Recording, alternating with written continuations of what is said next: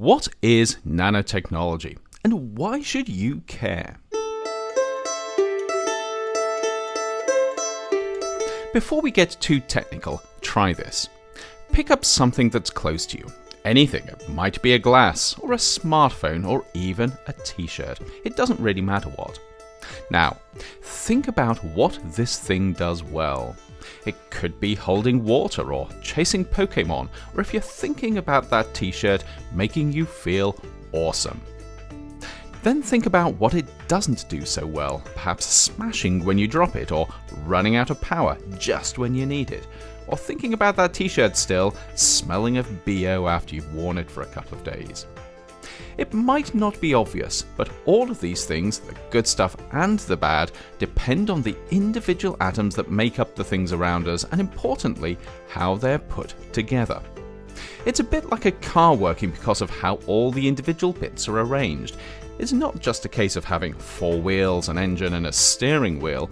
They all have to be in the right place if you want a car that gets you to where you're going without falling apart.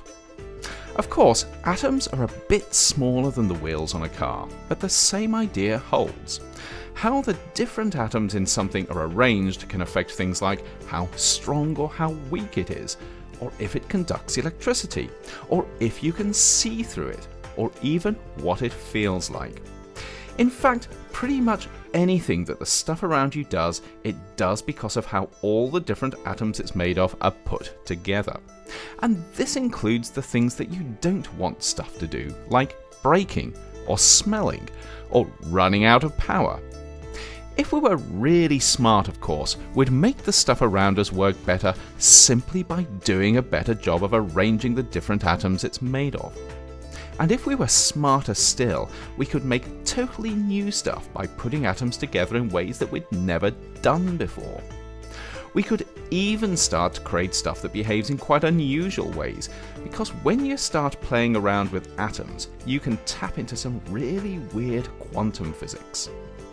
The trouble is, atoms are really small, more than 1,000,000 times smaller than the tip of your pinky finger, and that means they're not that easy to work with.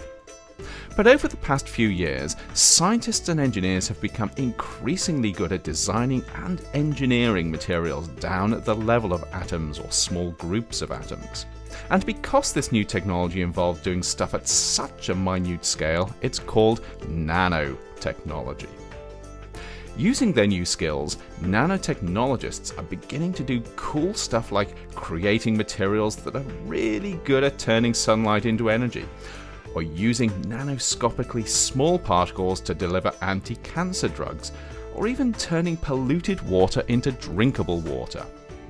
They're even finding new ways to make glass that doesn't break when you drop it, batteries that last longer, and even t-shirts that smell fresh after you've worn them for a few days. This is really powerful tech. It's helping us to do stuff we couldn't even dream of just a few years ago. But because nanotechnology is so powerful, we need to be really careful how we use it, just in case we end up causing more problems than we solve. The last thing we want is to make better solar cells that also destroy the environment, or design more efficient water filters that just happen to cause more pollution. Because of this, scientists and others are working hard to make sure we develop and use nanotechnology responsibly. But this isn't just down to nanotechnologists. It's something everyone can be part of, because at the end of the day, it's up to us to decide just how much we want nanotechnology-enabled products and what we're willing to put up with to get them.